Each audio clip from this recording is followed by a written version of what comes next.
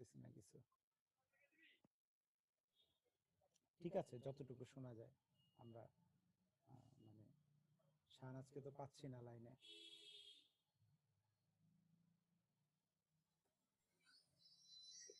তো আমরা single cell প্রোটিনের তোমরা স্ক্রিনে দেখতে পাচ্ছ যে সিঙ্গেল সেল প্রোটিনটা আমরা বলেছি যে সিঙ্গেল সেল বলতে আমরা অণুজীবকে বুঝবো। সে অণুজীব বলতে হচ্ছে যে সেটা তোমার এককোষী ব্যাকটেরিয়া, ইস্ট অথবা শৈবাল, ছত্রাক ইত্যাদি ইত্যাদির মাধ্যমে আমরা যে বায়োমাস পাই, যেগুলো মানুষের খাদ্য অথবা পশুর খাদ্য হিসেবে ব্যবহৃত হয়ে থাকে। অবশ্যই সেটা একটা শুষ্ক কোষ হতে হবে। এই কোষটাকে আমরা বলবো সিঙ্গেল সেল প্রোটিন। এটা নিয়ে আমরা বিস্তারিত আলোচনা করব। তো তোমরা একটা কথায় তোমরা মনে রাখবা যে এককোষী কোষ, অণুজীবের একটি কোষ থেকে যে কোষটা হতে হবে প্রোটিন সমৃদ্ধ, এই প্রোটিন সমৃদ্ধ ওই কোষটাকে আমরা বলবো সিঙ্গেল সেল প্রোটিন। তাহলে এই সিঙ্গেল সেল প্রোটিনটা আমরা কোথায় ব্যবহার করি? একেবারে মানুষের সম্পূরক খাদ্য হিসেবে। আমি বলেছি এর আগে যে আমাদের সম্পূরক খাদ্য হিসেবে এটা ব্যবহার করা হয়। এছাড়া আমাদের যে পশু, তোমরা যে ফার্মের মুরগি এখন দেখো যে মুরগির যে ফিড গুলো খাওয়ানো হয়, গরুকেও মোটা তাজাকরণের যে ফিড খাওয়ানো হয়, সেগুলো তোমরা দেখবা যে এই সিঙ্গেল সেল প্রোটিনের তৈরি। আর যেহেতু অণুজীবকে কেন এই ক্ষেত্রে ব্যবহার করা হয়, আমরা আগেও বলেছি অণুজীবের কতগুলো বৈশিষ্ট্য আছে যেটাকে সহজে আবাদ করা যায়, সহজে আবাদ মাধ্যম থেকে পৃথক করা যায়, এবং এটা হচ্ছে লাভজনক। খুব অল্প সময়ে অধিক সংখ্যক অণুজীব মানে তৈরি করা যায়। তবে এখানে একটা বৈশিষ্ট্য থাকতে হবে যে এমন অণুজীব নিতে হবে যেগুলোকে সহজে শুকানো যায়। যাতে বাজারজাত করতে হলে আমাকে এই শুকনো, এটা কিন্তু তোমার অ্যান্টিবায়োটিক অথবা কি বলে টিকার আকারে আমরা এটাকে বাজারজাত করি না। এটাকে আমরা শুষ্ক আকারে এটাকে বাজারজাত করা হয়। ফলে এমন অণুজীব নিতে হবে যেগুলোর সেলগুলোকে কি শুকানো যায়। ফলে আমরা অণুজীবের যে এর আগে যে বৈশিষ্ট্যগুলো আমরা দেখেছিলাম, যে অণুজীব কিন্তু একই সাথে তোমার অসংখ্য ইয়ে তৈরি করতে পারে, অল্প সময় অসংখ্য সেল তৈরি করতে পারে। আবার অণুজীব হচ্ছে যে কোনো আবাদ মাধ্যমে কৃত্রিমভাবে খুব সহজেই তৈরি করা যায়। আবার অণুজীবকে একটা পৃথক করার জন্য আমাদের তেমন কোনো বেগ পেতে হয় না। এই সার্বিকভাবে এই সকল বৈশিষ্ট্যর কারণেই আমাদের সম্পূরক প্রোটিন তৈরির ক্ষেত্রে বা সিঙ্গেল সেল প্রোটিন তৈরির ক্ষেত্রে আমরা অণুজীবকে ব্যবহার করি। এখন কোন অণুজীবে কত পার্সেন্ট প্রোটিন সরবরাহ করতে পারে সেটার একটা তালিকা আমরা এখানে দিব। তো আমরা এখানে যদি তোমরা দেখতে চাও, দেখতে পারছো যে প্রোটিনের মধ্যে বিশেষ করে এই যে ছত্রাক থেকে আমরা প্রোটিন পাচ্ছি 30 থেকে 40% এবং ফ্যাট পাচ্ছি 9 থেকে 14%। আর যদি আমরা শৈবাল থেকে সিঙ্গেল সেল প্রোটিন তৈরি করি সেখানে 40 থেকে 60% পর্যন্ত পাওয়া যায়। আর ইস্টের ক্ষেত্রে প্রায় পাওয়া যায় 45 থেকে 55%। সবচেয়ে বেশি আমরা প্রোটিন পাওয়া যায় 50 থেকে 65%, যেটা হচ্ছে ব্যাকটেরিয়া। এবং তোমরা যদি খেয়াল করে থাকো এখানে ফ্যাটের পরিমাণও খুব কম, 3 থেকে 7%। তো আমরা যে এই যে ব্যাকটেরিয়া বা ফাঙ্গালের যে বায়োমাস, এটা আমরা খুব ইজিলি গ্রো করতে পারি কিভাবে? এটা তোমরা জানো যে আমরা যে বাংলাদেশের যে তাপমাত্রা, সেটা এটার জন্য খুবই গুরুত্বপূর্ণ। এখন তোমরা একটা সেল দেখতে পাচ্ছ, ব্যাকটেরিয়ার সেল। এই ব্যাকটেরিয়ার সেল কিভাবে প্রোটিন তৈরি করে এটার একটা সংক্ষিপ্ত বিবরণ আমি এখানে দিচ্ছি। যেহেতু ব্যাকটেরিয়া এককোষী, তা এটা একটা সিঙ্গেল সেল। আর যদি আমরা বহুকোষী কিছু নেই তখন আমরা আলাদাভাবে বর্ণনা করব। তো সিঙ্গেল সেল প্রোটিনে তোমরা দেখো ব্যাকটেরিয়ার যে ডিএনএ, সেই ডিএনএটা প্রথমে কি তৈরি করে? ডিএনএটা প্রথমে তৈরি করবে একটা আরএনএ।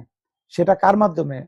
ডিএনএ পলিমারেজের মাধ্যমে তোমার আরএনএ তৈরি করবে। তোমরা জানো যে সেলে 3 ধরনের আরএনএ থাকে: রাইবোজোমাল আরএনএ, মেসেঞ্জার আরএনএ এবং ট্রান্সফর্ম আরএনএ। তাহলে এই যে রাইবোজোমাল আরএনএ কাজ হচ্ছে এই তোমার পলিমারেজ, ডিএনএ পলিমারেজ থেকে একটা আরএনএ তৈরি করা, যেটা মেসেঞ্জার আরএনএ হিসেবে ব্যবহৃত হবে। এবং এই মেসেঞ্জার আরএনএ এর যে সিকোয়েন্স থাকবে সেই অনুযায়ী ট্রান্সফার আরএনএ কি নিয়ে আসবে, অ্যামাইনো অ্যাসিড গুলো নিয়ে আসবে, এবং অ্যামাইনো অ্যাসিডের চেইন গুলো তোমরা দেখতে পাচ্ছ, এগুলো মিলেই কিন্তু প্রোটিন তৈরি করে। তো ফলে এই প্রোটিন গুলোকে আমরা মাইক্রো অর্গানিজম, বিশেষ করে ব্যাকটেরিয়াকে আমরা যখন একটা সেলে কালচার করি, সে ব্যাকটেরিয়ার সেলের ডিএনএ থেকে খুব সহজে প্রোটিন তৈরি হয়ে যায়, এবং এই প্রোটিনটাকে আমরা এই যে এখানে দেখো যে 4টা ক্ষেত্রে একটা ব্যবহার হয়েছে, তার মধ্যে কিন্তু একটা ইভেন্টও আছে।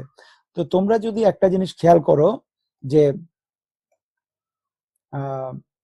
আমি আবার একটু তোমাদেরকে বলি যে তোমরা হয়তোবা একটা জিনিস খেয়াল করেছো যে এই জিনিসটা যখন তোমরা আবাদ করতে যাও, আবাদ করার ক্ষেত্রে তোমাদেরকে একটা জিনিস খেয়াল রাখতে হবে যে সেলের মধ্যে সকল কার্যক্রম অল্প সময়ে সম্পন্ন করে কোন জীব, কোন অণুজীবটি, এবং কোন অণুজীব থেকে আমাদেরকে বেশি পরিমাণে কি পাওয়া যাবে, বেশি পরিমাণে প্রোটিন পাওয়া যাবে।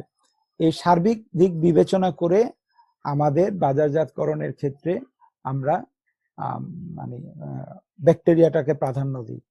তারপরে আবার আরেকটা বিষয় আছে যে মানুষের জন্য মুখরোচক এবং সুগন্ধ, ভালো গন্ধ, এগুলোরও কিন্তু একটা মানে চিন্তা ভাবনা করতে হয়। এখন খাবার যদি সুস্বাদু সুগন্ধযুক্ত না হয়, তাহলে সেটা পশুও খাবে না, মানুষ তো দূরের কথা। তাহলে এই সকল দিক চিন্তা করে যদি অল্প পরিমাণেও হয়, তারপরও আমাদেরকে বাজারজাতকরণের জন্য বিকল্প আইটেম রাখতে হয়। তোমরা এখানে দেখতে পাচ্ছ একক প্রোটিনের উৎস হিসেবে শৈবালে ক্লোরেলা, স্পিরুলিনা, তারপরে সিনেডেসমাস, ব্যাকটেরিয়া ক্ষেত্রে জিউডোমোনাস, ব্যাসিলাস, হ্যাঁ, নকার্ডিয়া, ছত্রাকের ক্ষেত্রে স্যাকারোমাইসিস, ক্যান্ডিডা, আর মোল্ডসের ক্ষেত্রে অ্যাসপারজিলাস, আর মাশরুমের ক্ষেত্রে অ্যাগারিকাসটা খুবই তোমার এখানে জনপ্রিয়, তোমরা জানো। এবং মাশরুমটা এখন অহরহ ব্যবহৃত হয়। আগে যদিও এটা সবাই খুব কম খেত, এখন আমার মনে হয় যে খায় না এমন লোক খুব কম আছে। অ্যাক্টিনোমাইসিটিস আছে। এছাড়া আমাদের কিছু কিছু লেবু বা খড়কুটার পরিত্যক্ত অংশ, খেজুর, তারপরে ওই যে তোমার কি বলে ওটাকে, নরম গুড়, যেটাকে আমরা ঝোলা গুড় বলি, ঝোল গুড়, ওগুলো থেকে হয়। তাছাড়া কিছু উচ্চ শক্তি সম্পন্ন উৎস যেমন তেল, গ্যাস, মিথেন ইত্যাদি থেকেও আমরা এই একক সেলের প্রোটিন আমরা তৈরি করতে পারি। এখন একক সেল প্রোটিনের তৈরি করার ক্ষেত্রে তোমরা দেখেছো যে মানুষের দেহে যেভাবে একটা সেল প্রোটিন তৈরি করে, অণুজীবের দেহ একই পর্যায়ে প্রোটিন তৈরি করে।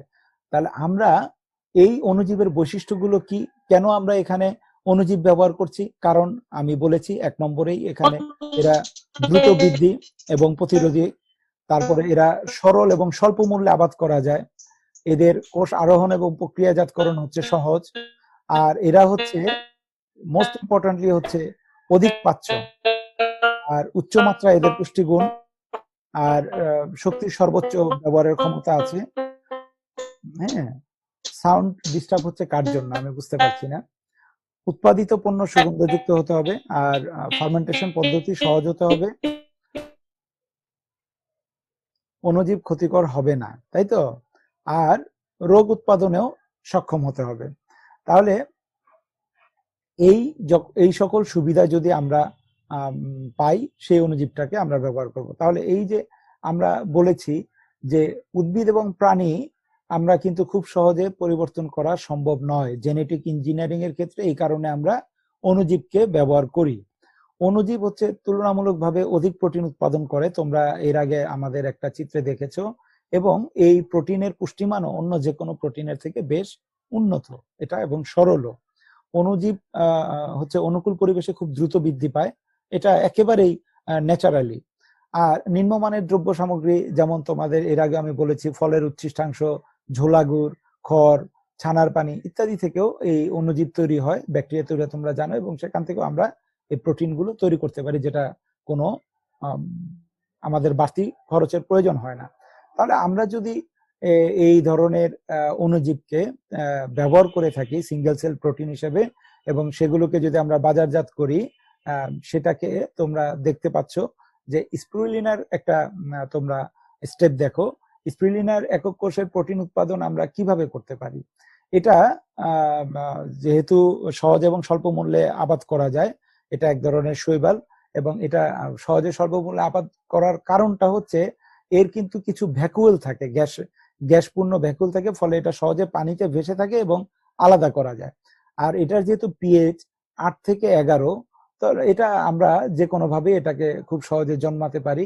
আর এটা তোমার তাপ দিয়ে এদেরকে সহজে শুকানো যায়, যেটা আমরা আমাদের প্রধান শর্ত সিঙ্গেল সেল প্রোটিনের, যে এটাকে শুকাতে হবে। আরেকটা গুরুত্বপূর্ণ তথ্য হচ্ছে যে এটা সহজ পাচ্য, পরিপাকে খুবই এটা ভালো, কারণ এর তোমার প্রাচীরটা হচ্ছে খুবই পাতলা। তোমরা হয়তো বা জেনে থাকবে টমেটোর কি বলে, টমেটোর যে প্রাচীর আছে, বা আমরা যেটাকে বলি যে টমেটোর ছোলা, হ্যাঁ, বাইরের যে আবরণ, এটা কিন্তু মানুষ হজম করতে পারে না, তোমরা খেয়াল করে দেখবে। তো ফলে এটা সহজ পাচ্ছ। তবে স্পিরুলিনা বৃদ্ধির কিছু শর্তাবলী স্ক্রিনে তোমরা দেখতে পাচ্ছ। এই শর্তাবলী মেনটেন করেই আমাদের এই স্পিরুলিনা গুলোকে চাষ করা হয়, যেটা আমি বর্ণনায় বলেছি।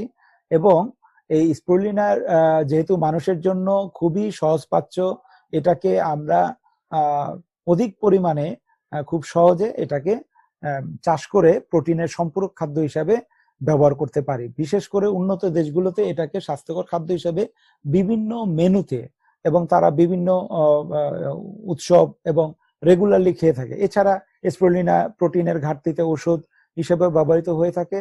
আবার বিভিন্ন প্রসাধন সামগ্রীতেও আমাদের যখন এই প্রোটিন আমরা ব্যবহার করে থাকি।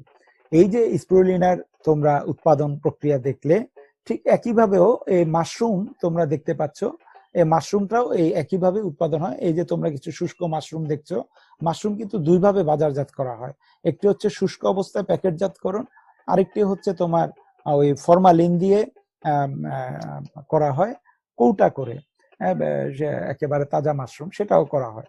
তাহলে এখন আমরা যদি বলি যে উচ্ছিষ্ট বস্তু থেকে যে একক প্রোটিন গুলো হয়, সেটা আর গুরুত্বটা কি? এটা হচ্ছে একটা উচ্চমানের প্রোটিন, অ্যামাইনো অ্যাসিড এবং খনিজ পদার্থের উৎস। অণুজীবগুলো যেহেতু দ্রুত বিভাজন করে, স্বল্প ব্যয়ে অধিক পরিমাণে উৎপাদন সম্ভব। যেহেতু এটা উচ্ছিষ্ট, তোমাকে বাজার থেকে কিনতে হচ্ছে না। আর যেহেতু এটা প্রাকৃতিক ভাবেই বৃদ্ধি হচ্ছে, এতে তোমার পরিবেশ দূষণের কোনো ভয় নেই। আর তোমরা জানো যে উন্নয়নশীল দেশে মানুষের স্বাস্থ্য রক্ষায়, বিশেষ করে যারা প্রোটিনে মানে যেটাকে ম্যাল নিউট্রিশন আমরা বলি, এখানে আমাদের উন্নয়নশীল দেশে প্রোটিন কিন্তু সবাই সমানভাবে পাচ্ছে না, ক্রয় ক্ষমতা সবার সমান নেই। যেহেতু উন্নয়নশীল দেশের সবাই উন্নত দেশের মতো ক্রয় ক্ষমতা নেই, ফলে তাদেরকে এই সম্পূরক প্রোটিনটা দেওয়া যেতে পারে। আরেকটা হচ্ছে যে মেদ কমানোর জন্য কিন্তু তুমি ওই প্রাণীজ প্রোটিনের তুলনায় এই প্রোটিনটা ব্যবহার করা খুবই ভালো। তো আমরা সার্বিকভাবে যে এই তথ্যগুলো আমরা দিলাম, এই তথ্যে তোমরা দেখবে যে প্রোটিনের যে উৎস, সেখানে আমরা যখন খাওয়া দাওয়া করি, আমাদের প্রাণীজ প্রোটিনে ফ্যাটের পরিমাণটা খুব বেশি থাকে। প্রোটিন, এমন কোনো প্রোটিন নেই যেখানে তোমার শুধুমাত্র প্রোটিন পাওয়া যাবে, ঠিক আছে?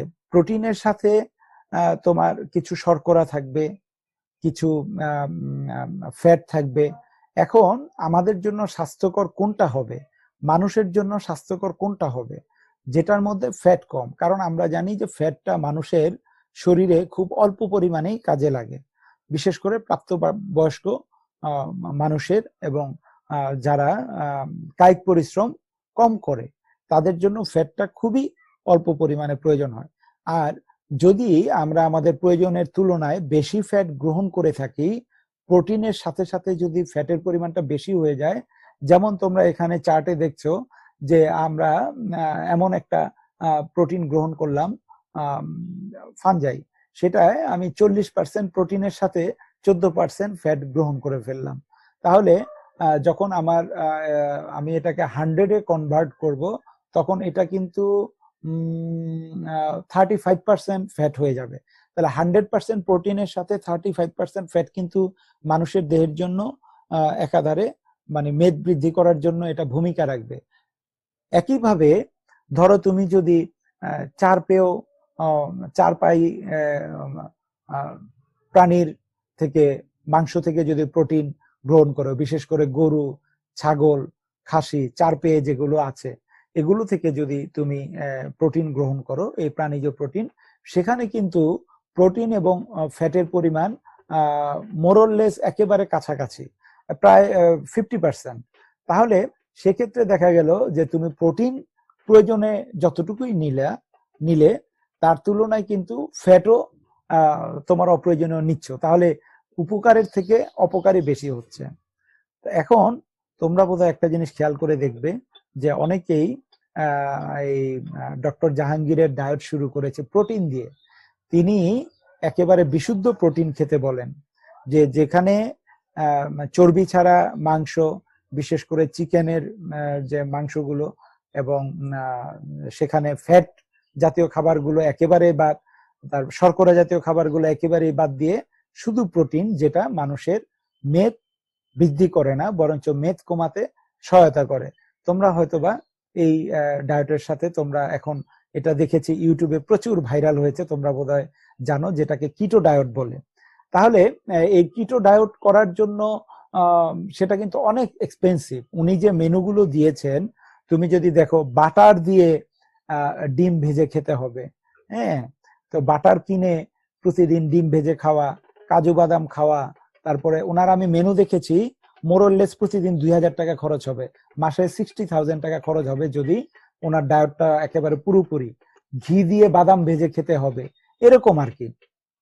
তো এইগুলো যদি মেনটেন করতে হয় তাহলে এটা প্রচুর টাকা খরচ করে তোমাকে মেদ কমাতে হচ্ছে এবং একই সাথে তোমাকে কর্মক্ষম থাকতে হচ্ছে।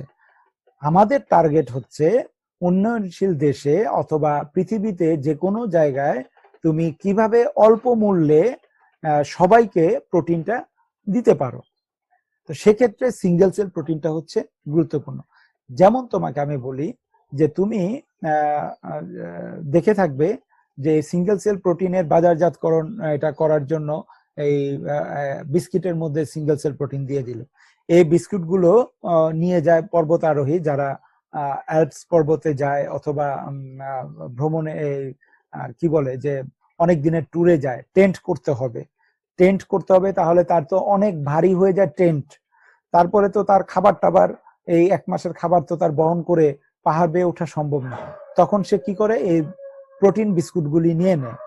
তো এই প্রোটিন বিস্কিট একটা খেলে 2 প্লেট ভাত এবং মাংস খেলে যা হোক যে ধরনের শক্তি পেত বা কর্মক্ষম হতো, সেই একটা বিস্কিট খেলেই তার এরকম হয়ে যাচ্ছে। তাহলে এরকম ধরো 10-15টা বিস্কিটের প্যাকেট নিলে, 15টা বিস্কিটের প্যাকেট নিলে তার 5 দিনের ডায়েট হয়ে গেল। হ্যাঁ, তো ফলে এটার এরকম গুরুত্ব আছে। তারপর তোমরা দেখবা যে এই যে খেলার মাঝখানে যে কোনো খেলা হয়, বিশেষ করে তুমি দেখবা যে লং রেঞ্জের যে খেলাগুলো আছে, ক্রিকেট, তারপরে তোমার এই টেনিসের যে 3 রাউন্ড খেলা বা 5 রাউন্ড খেলা, সেটা বেশ সময় লাগে এবং প্রচুর শক্তি ব্যয় হয়।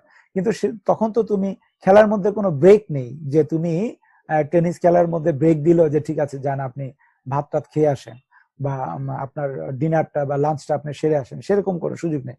তখন দেখবা তাদেরকে এই সিঙ্গেল সেল প্রোটিন গুলো দেয়া হয় যাতে করে তার শরীর ওই চাহিদাটা পেয়ে যায়। তার মানে তুমি সময় বাঁচানোর জন্য, তোমরা জানো যে সময়টা হচ্ছে অত্যন্ত গুরুত্বপূর্ণ, এই সময় বাঁচানোর জন্য সিঙ্গেল সেল প্রোটিনের গুরুত্ব অনেক। তাহলে একদিকে তোমার অর্থ বাঁচছে, আরেকদিকে তোমার সময় বাঁচতেছে, আরেকদিকে হচ্ছে সম্পূরক খাদ্য হিসেবে সিঙ্গেল সেল প্রোটিনটা ব্যবহৃত হচ্ছে। আরেকটা দিকে হচ্ছে যে তুমি এই ক্রমবর্ধমান যে চাহিদা, এই চাহিদা অনুযায়ী কিন্তু এত প্রাণীজ প্রোটিন মানুষের জন্য সরবরাহ করা সম্ভব নয়। তো যদি তুমি সবাইকে সমহারে প্রোটিন গ্রহণ করার ক্ষমতা থাকতো, যেমন একটা উদাহরণ দেই, পৃথিবীর যত মানুষ আছে সব মানুষ যদি গরু খেত, বিফের মাংস তো অনেক ধর্মে খায় না, তো সবাই যদি বিফ খেত তাহলে কিন্তু এটা কখনোই সবাইকে এই বিফ দিয়ে এই প্রোটিনের চাহিদা পূরণ করা সম্ভব হতো না। ঠিক একইভাবে সবাই যদি পিগ খেত তাহলে এই পিগ দিয়ে সবার প্রোটিনের চাহিদা সম্ভব হতো না। কোনো কোনো ধর্মে পিগের মাংস খাওয়াও হারাম। আবার এখন যেহেতু দেখতে পাচ্ছ যে চিকেনটা সবাই খাচ্ছে, সব ধর্মে খাচ্ছে, ফলে চিকেনকে একদিনে গ্রো করে সেটাকে যাতে বাজারজাত করতে পারে খুব অল্প সময়। আমরা জানি ন্যাচারালি একটা চিকেন গ্রো আপ হতে, একটা ডিম ফুটতে 21 দিন লাগে, তারপরে তাকে খাবারের মতো উপযোগী হতে হয়তো বা 2.5 থেকে 3 মাস লাগে, প্রায় 4-5 মাস পরে একটা চিকেন খাওয়া যায়। তাহলে একটা ডিম থেকে একটা চিকেনকে খাবারের উপযোগী করতে যদি এত সময় লাগে, তাহলে তো মানুষের এই যে সবাই যে চিকেন খাচ্ছে সেটা মানুষের খাওয়ার পক্ষে সম্ভব না। আমি মালয়েশিয়ায় গিয়ে 42 দিন থাকলাম, সেখানে অন্য কোনো চিকেন পাইনি। সেখানে শুধুমাত্র এই যে কি বলে কৃত্রিম ভাবে উৎপাদিত যে আমাদের ব্রয়লার ফার্মের যে মুরগি, সেই মুরগি বা চিকেন দিয়েই তোমার সকল মেনু তৈরি করা। তোমরা যদি ফাস্ট ফুডের কোনো খাবারের দিকে দেখো, এই যে এত দামি দামি কেএফসির খাবার, বা তোমরা দেখবা যে কয়টা 8টা না 10টা উইংস 800 টাকা। এই ফার্মের মুরগির উইংস গুলো বিক্রি করে 800 টাকা। আমি তো মানে দেখে অবাক হয়ে গেছি যে ফার্মের মুরগির এত দাম কেন, এবং এটাই মানুষ খাচ্ছে। ফার্মের মুরগির পাখনা খাইতেছে 800 টাকা দিয়ে, 8টা পাখনার দাম 800 টাকা। কেএফসি তে একটু দাম বেশি রাখে স্যার, বাকিগুলাতে একটু কম রাখে। তাহলে এটা তো আমরা বাঙালিরা দেশি দেশি মুরগি ধরো খেলে তো এই দাম দিলে পোষাইতো, তারপরও পাখনা খায়া দেশি মুরগি 800 টাকা দেওয়ার কোনো মানে আমি মনে করি না। হ্যাঁ, ধরো লেগ পিস খেলাম বা যদি চেস্টের পিস খেলাম তাহলে একটা বিষয়, কিন্তু ওই পাখনার দাম এত, উইংস এর মানে লেগ পিসের থেকেও উইংস এর দাম বেশি। এই হলো অবস্থা। ওই বিদেশেও গেলাম, সেখানেও বার্গার বলো বা চিকেন কারি বলো, যা কিছু আছে সব কিন্তু এই ফার্মের মুরগি দিয়ে। কারণ হচ্ছে যে এছাড়া তো আর অন্য কোনো উপায় নেই। তুমি ন্যাচারালি গ্রো করে এই চিকেনের চাহিদা তুমি মেটাতে পারবে না। আর মানুষের যেটা হচ্ছে, আমরা যে খাদ্য অভ্যাসে বড় হয়ে গিয়েছি, দু একটা কান্ট্রি ছাড়া ম্যাক্সিমাম কান্ট্রি হচ্ছে উদরপূর্তি করতে চায়। উদরপূর্তি বুঝো তো, যে তোমার চাহিদার তুলনায় বেশি খাবার খাওয়া, সেটা কিন্তু সবাই আর কি পেতে চায়। তা আমাদের যেটা হচ্ছে যে আমি কতটুকু খেলে পরে আমার চাহিদা, যে প্রোটিন, আমার যে সুষম খাদ্যের যে চাহিদা, মেনু চার্ট, সেটা পূরণ হতো, আমি কিন্তু সেদিকে খেয়াল করি না। আমি দেখছি যে আমার উদরপূর্তি করার জন্য আর কয় প্লেট ভাত খেতে হবে, আর কয়টা রুটি খেতে হবে, আর কয় পিস লেগ পিস খেতে হবে, বা মাংসের টুকরা খেতে হবে, বা মাছের টুকরা খেতে হবে, সেদিকে আমরা ম্যাক্সিমাম পৃথিবীর মানুষ উদরপূর্তি করে। এখন কাউকে যদি একটা বিস্কুট দেই প্লেটে, কেউ বেড়াতে আসলো, বা আমিও যদি সবাই লাঞ্চ করতে বসি, একটা সিঙ্গেল সেল প্রোটিন দিলাম, যে সিঙ্গেল সেল প্রোটিন খেয়ে তুমি ইয়ে করো, সিঙ্গেল সেল প্রোটিন খেয়ে তোমার লাঞ্চটা শেষ করো, তাহলে কিন্তু এটা আর মানে সেও কিন্তু খুব একটা আগ্রহ প্রকাশ করবে না, আর বেড়াতে তো আসবেই না। যে যদি কেউ মনে করো সিঙ্গেল সেল প্রোটিনে দিয়ে তুমি আপ্যায়ন করো মেহমানকে, তাহলে তো বেড়াতে আসবেই না। কারণ আমরা তো জানি যে নানা ধরনের মুখরোচক ফ্যাট সমৃদ্ধ আইটেম, তেলের ভাজা আইটেম যদি আমরা না দিই, তাহলে আমাদের বাঙালিদের আপ্যায়নই হয় না। কিন্তু এটা সবার ক্ষেত্রে সম্ভব না। উন্নত, বিশেষ করে চীন এবং জাপানের গড়ায়ু জানো বিশ্বের সবচেয়ে বেশি, তারা কিন্তু তাদের প্রধান খাদ্য হচ্ছে অ্যাসপারাগাস এবং স্পাইরুলিনা। তোমরা যদি ইন্টারনেটে সার্চ দিয়ে দেখো, মেনু দিবা। আমিও সেখানে নটিংহামে অনেক দেশের ইয়ে ছিল, মানে ফুড কর্নার ছিল, তো সেখানে আমি জাপান এবং চাইনিজের ফুড কর্নারে আমি এই অ্যাসপারাগাস এবং স্পাইরুলিনা এটা নিয়মিত দেখতাম। এবং আমি দেখতাম সেখানকার যে চাইনিজ স্টুডেন্ট এবং জাপানিজ স্টুডেন্ট, তারা ওই ঘাস পাতার একটা স্যুপ নিত, তারপরে এই স্পাইরুলিনা নিত, কোনোদিন স্পাইরুলিনা নিত, কোনোদিন অ্যাসপারাগাস নিত, এগুলো খেয়ে গপার গপ খেয়ে আবার ক্লাসে চলে যেত। আর আমরা তো ইন্ডিয়ান গুলো খুঁজেছি যে ইন্ডিয়ান খাবার কোথায় আছে, বিশেষ করে ইন্ডিয়ান খাবারের ওখানে আমাদের ভাত, মাছ, মাংস এগুলো পাওয়া যেত। আমরা ইন্ডিয়ান ফুড স্টলে গিয়ে খাওয়া দাওয়া করেছি। আবার মাঝে মধ্যে কুয়ালালামপুর গিয়ে বাঙালি খাবার খেয়েছি বন্ধের দিন, যে অনেক দিন ধরে পেট পুরে খেতে পারি না, বাঙালি খাবার খেতে হবে। এই হচ্ছে একটাই। তাহলে আমাদের বোটানি এবং জেনেটিক ইঞ্জিনিয়ারিং এবং সার্বিকভাবে আমার মনে হয় যে সিঙ্গেল সেল প্রোটিনের দিকে যেতে হবে, যেহেতু প্রাণীর খাদ্য হিসাবে অলরেডি সিঙ্গেল সেল প্রোটিনে আমরা চলে গেছি। প্রাণীর খাদ্য হিসাবে আমরা সিঙ্গেল সেল প্রোটিনে আমরা চলে গিয়েছি, এবং মানুষেরও উন্নত দেশে এবং অনেক দেশেও সিঙ্গেল সেল প্রোটিনে চলে গেছে। আমাদের দেশেও সিঙ্গেল সেল প্রোটিন, এখন তোমরা জানো প্রোটিন বিস্কুট বের হয়েছে, প্রোটিনের আলাদা ট্যাবলেট বের হয়েছে সেগুলো সিঙ্গেল সেল দিয়ে তৈরি, হ্যাঁ, এবং ব্যবহারে দেখেছো। এবং এটা বাণিজ্যিক ভাবেও বাংলাদেশে উৎপাদনের এখন সময় চলে এসেছে।